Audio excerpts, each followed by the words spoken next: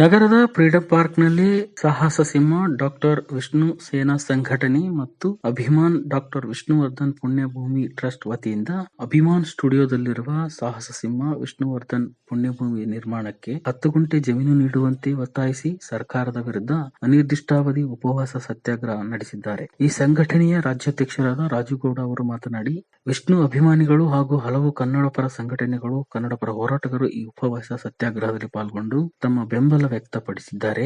ಕನ್ನಡ ಚಿತ್ರರಂಗದ ಮೇರುನಟ ಡಾಕ್ಟರ್ ವಿಷ್ಣುವರ್ಧನ್ ಅವರ ಪುಣ್ಯಭೂಮಿ ನಿರ್ಮಾಣಕ್ಕೆ ಸರ್ಕಾರ ಕೂಡಲೇ ಮುಂದಾಗಬೇಕು ಮತ್ತು ಸರ್ಕಾರದ ಹೆಸರಲ್ಲೇ ಒಂದು ಟ್ರಸ್ಟ್ ರಚನೆ ಮಾಡಿ ಅದನ್ನು ಸರ್ಕಾರದ ವಶಕ್ಕೆ ತೆಗೆದುಕೊಂಡು ವಿಷ್ಣು ದಾದಾ ಅವರ ಹುಟ್ಟುಹಬ್ಬ ಹಾಗೂ ಪುಣ್ಯಸ್ಮರಣೆ ಕಾರ್ಯಕ್ರಮ ಮಾಡುವುದಕ್ಕೆ ಮುಂದಾಗಬೇಕು ಎಂದು ಇದೇ ಸಂದರ್ಭದಲ್ಲಿ ರಾಜ್ಯಾಧ್ಯಕ್ಷ ರಾಜುಗೌಡ ಸರ್ಕಾರಕ್ಕೆ ಮನವಿ ಮಾಡಿದರು. ಇದೇ ಸಂದರ್ಭದಲ್ಲಿ ವಿಷ್ಣುವರ್ಧನ್ ಅವರ ದತ್ತುಪುತ್ರ ಶ್ರೀಧರ್ ಕೂಡ ಈ ಧರಣಿಯಲ್ಲಿ ಪಾಲ್ಗೊಂಡು ವಿಷ್ಣು ಅಪ್ಪಾಜಿ ಅವರಿಗೆ ಸರ್ಕಾರ ಗೌರವ ನೀಡಿ ಅಭಿಮಾನಿಗಳಿಗೆ ನಿರಾಸೆ ಮಾಡದೆ ಕೂಡಲೇ ಕ್ರಮ ಕೈಗೊಳ್ಳಲಿ ಎಂದು ಸರ್ಕಾರಕ್ಕೆ ಮನವಿ ಮಾಡಿದರು. ಇನ್ನು ರಾಜ್ಯಾದ್ಯಂತ ವಿಷ್ಣುವರ್ಧನ್ ಅವರ ನೂರಾರು ಅಭಿಮಾನಿಗಳು ಪಾಲ್ಗೊಂಡು ತಮ್ಮ ನೆಚ್ಚಿನ ನಟ ವಿಷ್ಣುವರ್ಧನ್ ಅವರ ಪುಣ್ಯಭೂಮಿ ಹೋರಾಟಕ್ಕೆ ಬೆಂಬಲ ಸೂಚಿಸಿದರು.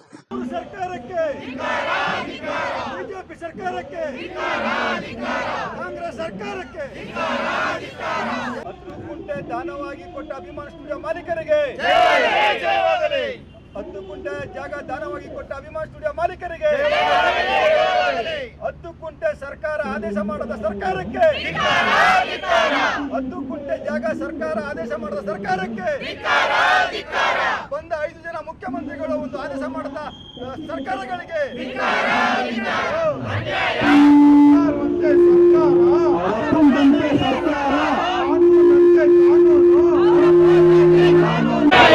ಏತಕ್ಕಾಗಿ ಹೋರಾಟ, ಏತಕ್ಕಾಗಿ ಹೋರಾಟ. ಸರ್, ನಾವು ಹೋರಾಟ ಆ್ಯಕ್ಚುಲಿ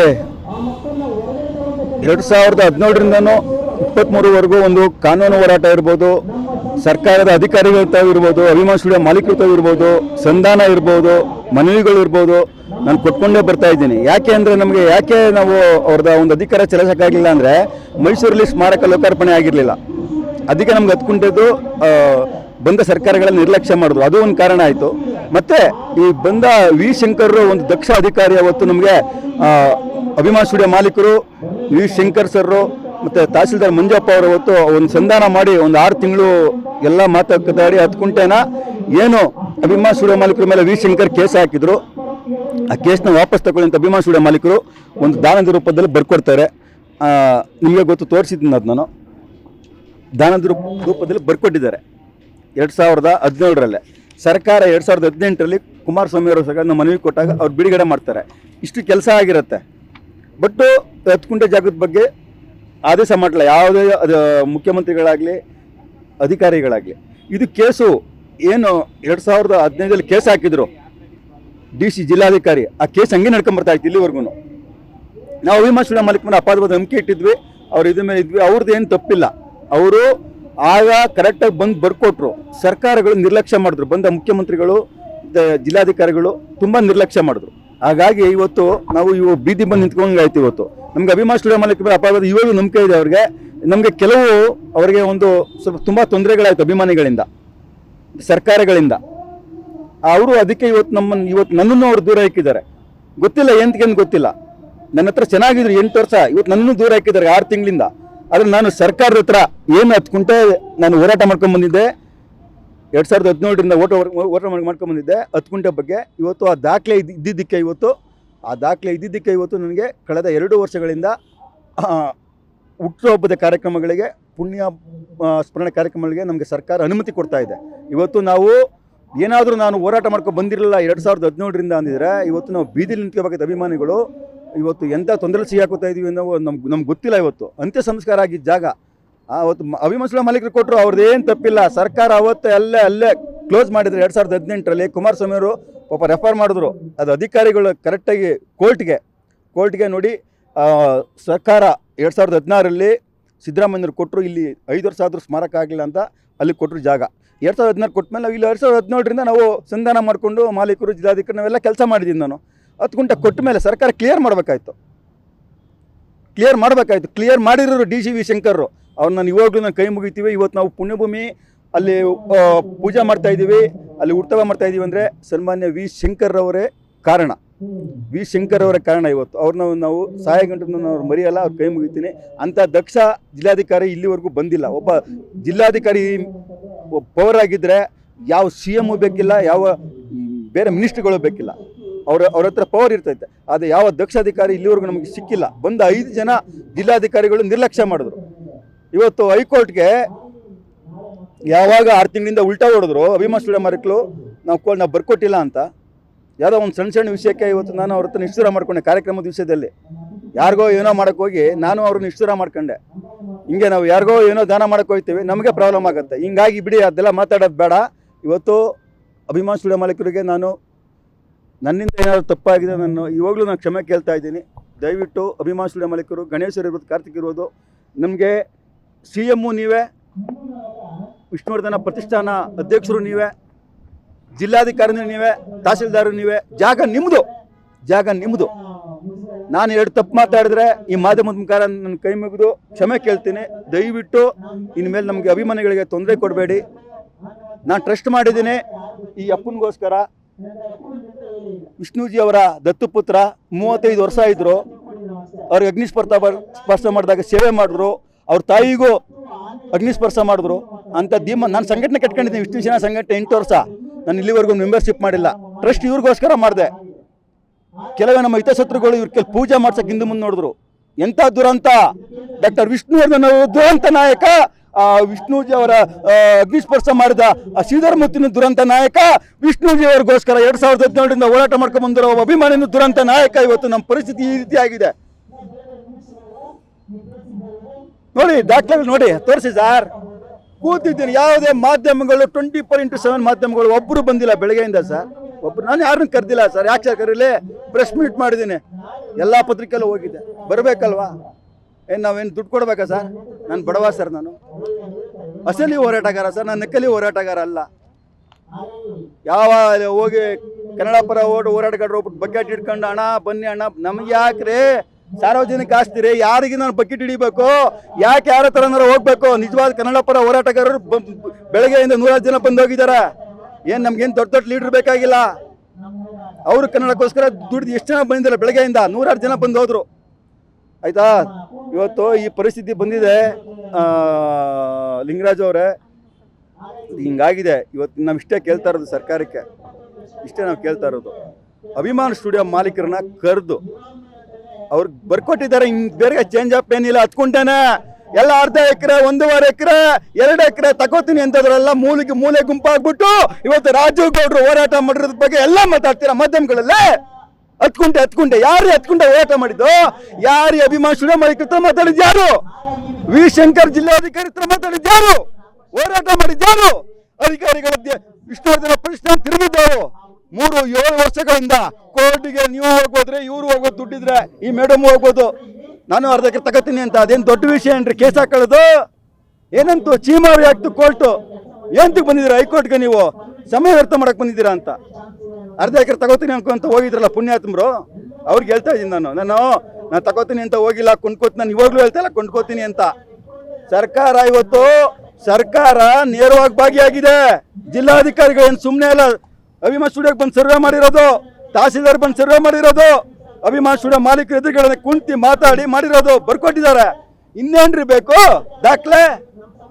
ನಾನು ಮಾಡಿದ ದಾಖಲೆಗಳನ್ನ ಇಟ್ಕೊಂಡು ಇವತ್ತು ಕೆಲವು ಕನ್ನಡ ಪರ ಹೋರಾಟಗಾರರು ಮಾತಾಡ್ತಾರೆ, ಚಲನಚಿತ್ರ ನಟರು ಹೋಗ್ತಾರೆ.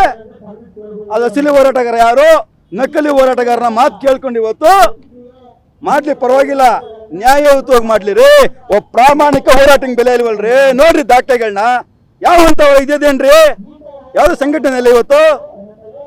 ನಾನು ಯಾವ ಮಾಧ್ಯಮಕ್ಕೂ ಬೇಕಾಗಿಲ್ಲ. ನಮ್ದು ಫೇಸ್ಬುಕ್ಕೇ ಮಾಧ್ಯಮ, ನಿಮ್ಮಂತ ಚಿಕ್ಕ ಯೂಟ್ಯೂಬ್ನವರು ನಿಮ್ಮಂಥವ್ರು ನಮಗೆ ಮಾಧ್ಯಮ. ಏನು ಮಾಡೋಕ್ಕೆ? ಯಾಕೆ ಹೇಳಿ? ನಾನು ನೇರವಾಗಿ ಮಾತಾಡ್ತೀನಲ್ಲ, ನನ್ನ ಹತ್ರ ದುಡ್ಡಿಲ್ಲ, ಮಾಧ್ಯಮ ಕೊಡೋಕ್ಕೆ ನಂಗೆ ದುಡ್ಡಿಲ್ಲ.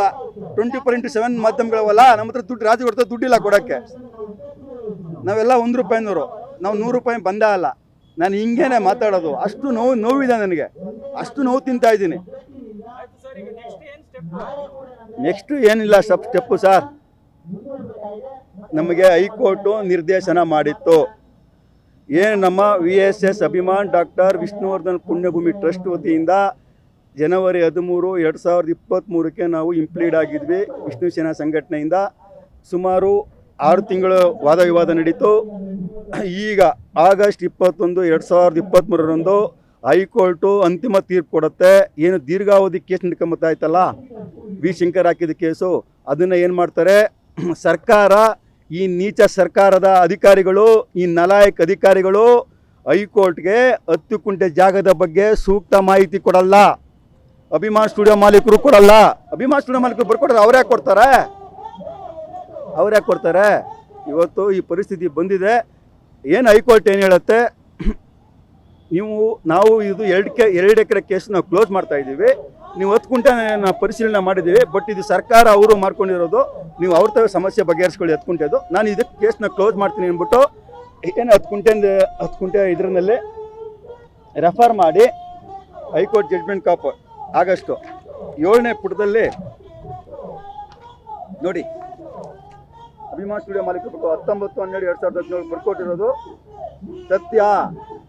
ನೀವು ಸರ್ಕಾರದ ಹತ್ರ ಹೋಗಿ ಕೇಳ್ಕೊಳ್ಳಿ, ಇದ್ರ ಬಗ್ಗೆ ಕೇಳ್ಕೊಳ್ಳಿ, ರೆಫರ್ ಮಾಡಿ ಅವ್ರಿಗೆ ಅಪ್ರೋಚ್ ಮಾಡಿ ಅಂತ ಹೇಳಿದ್ದಾರೆ. ನಾನು 2 ತಿಂಗಳಿಂದ ಅಪ್ರೋಚ್ ಮಾಡಿದ್ದೀನಿ. ಅವ್ರಿಗೆ ನನಗೇನು ಮಾಡಿದ್ರು ಅವರು, ನಾನು 2 ಬೇಡಿಕೆ ಇಟ್ಟಿದ್ದೆ. 10 ಕುಂಟೆ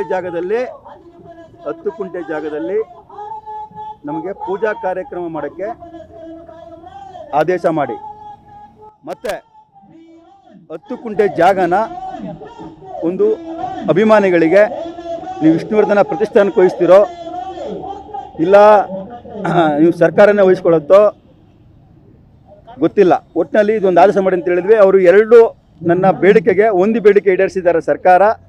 ಏನು ಜಿಲ್ಲಾಧಿಕಾರಿಗಳು 14ನೇ ಪುಣ್ಯಸ್ಮರಣೆ ಕಾರ್ಯಕ್ರಮಕ್ಕೆ ನಮಗೆ VSS ಅಭಿಮಾನ್ ಪುಣ್ಯಭೂಮಿ ಟ್ರಸ್ಟ್ಗೆ ಅನುಮತಿ ಕೊಟ್ಟಿದ್ದಾರೆ. ಡಿಸೆಂಬರ್ 30 ಕಾರ್ಯಕ್ರಮಕ್ಕೆ ನಾನು ಸರ್ಕಾರಕ್ಕೆ ಅಭಿನಂದನೆಗಳನ್ನು ಸಲ್ಲಿಸ್ತೀನಿ.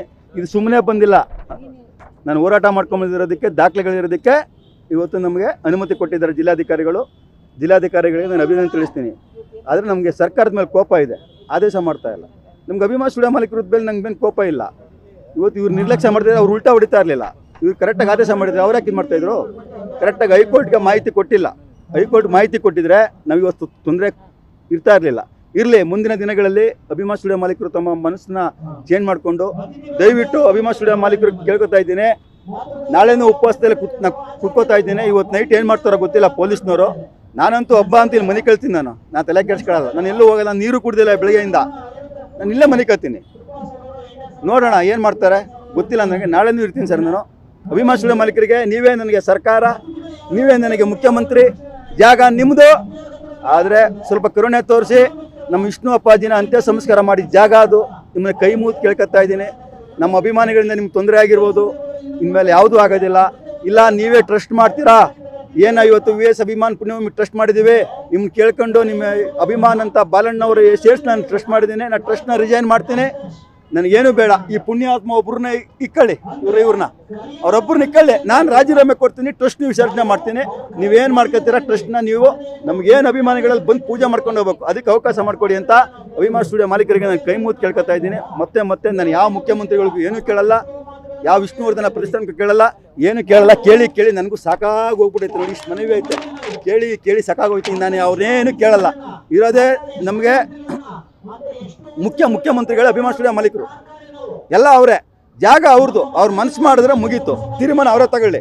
ನಮ್ದು ಏನೂ ಇಲ್ಲ, ನಮಗೇನು ಅಭಿಮಾನಿಗಳು ಪೂಜೆ ಮಾಡ್ಕೊಂಡು ಹೋಗ್ಬೇಕಷ್ಟೇ. 2 ಕಾರ್ಯಕ್ರಮ ದರ್ಶನ ಮಾಡೋಕ್ಕೆ ಬಿಡಲಿ. ಟ್ರಸ್ಟ್ನ ವಿಸರ್ಜನೆ ಮಾಡ್ತೀನಿ, ರಾಜೀನಾಮೆ ಕೊಡ್ತೀನಿ. ಸಂಸ್ಥಾಪಕ ನಂಗೆ ಸಂಘಟನೆ ಸಾಕು, ಆ ಅಪ್ಪನಿಗೆ ಗೌರವ ಕೊಟ್ಕೊಂಡು ಹೋಗ್ಲಿ ಅಂತ ಹೇಳ್ತೀನಿ. ಇಷ್ಟೊಂದು ಹೇಳಕ್ಕೆ ಇಷ್ಟಪಡ್ತೀನಿ. ಇದ್ರೂ ಅವ್ರು ಮುಂಚೆ ಏನು ಮಾಡ್ತಾರೆ ಗೊತ್ತಿಲ್ಲ. ನಾನು ಇನ್ನೂ ಅಭಿಮಾನ್ ಸ್ಟುಡಿಯೋ ಮಾಲೀಕರೇ, ನಾನು ಇನ್ನೂ PIL ಹಾಕಿಲ್ಲ. ಈ ಉಪವಾಸ ಸತ್ಯಾಗ್ರಹ ಮುಗಿಸ್ಕೊಂಡು PIL ಆಗ್ತಾಯಿದೆ, ಇದು ಸತ್ಯ. ಬಟ್ ನಮ್ಮ ಮಾಧ್ಯಮದಲ್ಲಿ ಹೇಳಿದ್ದೆ.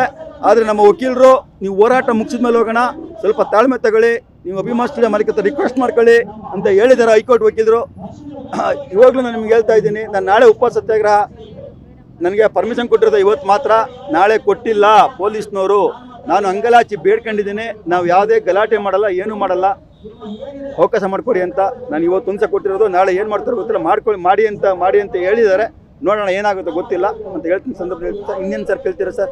ಇಷ್ಟೇ ಸರ್, ಇಷ್ಟೇ. ನಾಡಿನ ವಿಷ್ಣುಜಿ ಅಭಿಮಾನಿಗಳು ಎಂದಿನಂತೆ ಡಿಸೆಂಬರ್ 30ಕ್ಕೆ 14ನೇ ಪುಣ್ಯಸ್ಮರಣೆ ಕಾರ್ಯಕ್ರಮ ಇರುತ್ತೆ. ಎಲ್ಲ ಬಂದು ಭಾಗವಹಿಸಿ, ಯಾವುದೂ ತೊಂದರೆ ಆಗೋದಿಲ್ಲ. ಅಭಿಮಾನ್ ಸ್ಟುಡಿಯೋ ಮಾಲೀಕರು ನಮ್ಗೆ ತೊಂದರೆ ಕೊಡಲ್ಲ ಅಂತ ನಾನು ಅನ್ಕೊಂಡಿದ್ದೀನಿ. ಅವ್ರು ತೊಂದರೆ ಕೊಡೋದಿಲ್ಲ. 29ಕ್ಕೆ ನಮಗೆ ಒಳಗಡೆ ಬಿಡ್ತಾರೆ. ಏನು ನಮ್ಮ ಹೂವಿನ ಮಂಟಪಕ್ಕೆ ಹೂವು ಹಾಕಕ್ಕೆ ಮಂಟಪಕ್ಕೆ ಅಂತ ಹೇಳ್ತೀನಿ. ಆರಾಮಾಗಿ ಬಂದು ಪೂಜೆ ಮಾಡ್ಕೊಂಡು ಯಾವುದೇ ಗಲಾಟೆಗೆ ಆಸ್ಪತ್ರೆ ಕೊಡಬೇಡಿ. ಜಾಗ ಅವ್ರದ್ದು, ನಾವು ಶಾಂತಿಯುತವಾಗಿ ಕೇಳಬೇಕು, ಕೇಳೋಣ. ಅವ್ರಿಗೂ ನಾನು ಪರ್ಮಿಷನ್ ಲೆಟ್ರು ನಾನು ಬುಧವಾರ ಕೊಡ್ತಾ ಇದ್ದೀನಿ.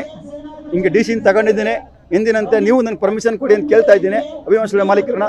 ಇಷ್ಟೇ ಸರ್. ಇನ್ನು ಮುಂದೆ ನಾನು ಏನಿದ್ರು ಈ 2 ದಿವಸ ನಾಳೆ ಉಪವಾಸ ಮುಗಿಸ್ಕೊಂಡು ಏನು ನಮ್ಮ ಹೈಕೋರ್ಟ್ ವಕೀಲರು ಏನು ನಿರ್ದೇಶನ ಕೊಡ್ತಾರೆ ಆ ನಿರ್ದೇಶನದಂತೆ ನಾನು ಮುಂದುವರಿತೀನಿ ಸರ್.